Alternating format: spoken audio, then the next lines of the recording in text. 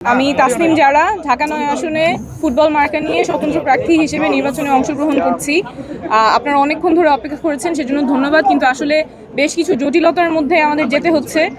বিভিন্ন কেন্দ্র থেকে নানা অজুহাতে আমাদের পোলিং এজেন্টদেরকে ঢুকতে দেওয়া হচ্ছে না বা বের করে দেওয়া হচ্ছে, এবং বানোয়াট কিছু নিয়ম বানিয়ে এই অজুহাতগুলো দেখানো হচ্ছে।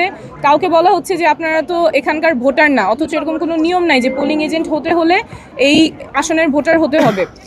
তারপরে পুরুষ কেন্দ্রের নারী এজেন্ট সেই নিয়ম বলে বের করে দেওয়া হচ্ছে, বা বিভিন্নভাবে হেনস্থা করা হচ্ছে, বলছে যে ফোন নিয়ে ঢোকা যাবে না, অথচ ফোন নিয়ে ঢোকা যাবে, ব্যবহার করতে পারবে না। তো এই বিভিন্ন অজুহাতে আমাদের যারা পোলিং এজেন্ট আছেন তাদেরকে বের করে দেওয়া হচ্ছে বা ঢুকতে দেওয়া হচ্ছে না, কিন্তু ভেতরে মানুষ ভোট দিচ্ছে, নির্বাচন হচ্ছে। এটা তো গ্রহণযোগ্য না। এটা সুষ্ঠু প্রক্রিয়া কিভাবে হয় তাহলে?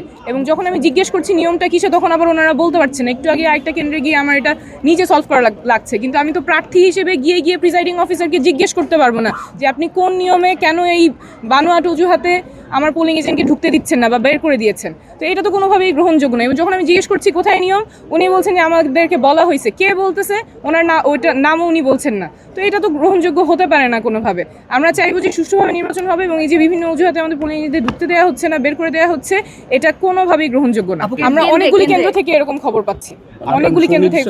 সুনির্দিষ্টই তো বললাম, আমাদের কেন্দ্র কয়টা আপনারা জানেন? সো আমাদের অনেকগুলো কেন্দ্র থেকেই রিপোর্ট আসতেছে পোলিং এজেন্ট ঢুকতে পারতেছে না বা বের করে দেওয়া হচ্ছে। এইটা কোনোভাবেই গ্রহণযোগ্য না।